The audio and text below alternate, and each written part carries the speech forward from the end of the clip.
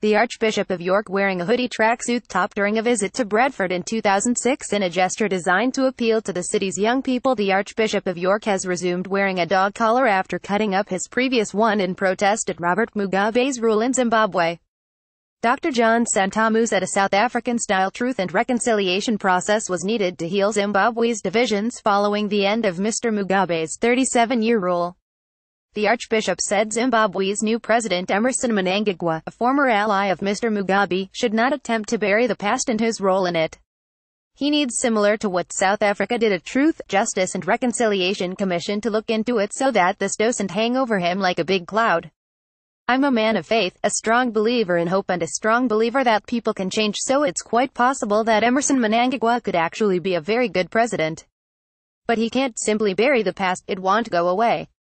Asked if 93-year-old Mr Mugabe should be forgiven, he said Mugabe at some point needs to say to the people of Zimbabwe, 37 years ago I took on a country which was fantastic, I nearly took it to ruin, Zimbabweans forgive me.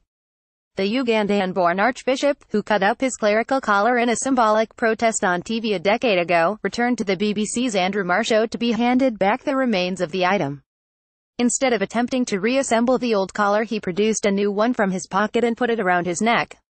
I actually think the lesson for Zimbabwe is the same. You just can't try and stitch it up. Something more radical, something new needs to happen in terms of the rule of law, allowing people to get jobs because 90% of people aren't in work. You can't just stitch it up. I need a new collar.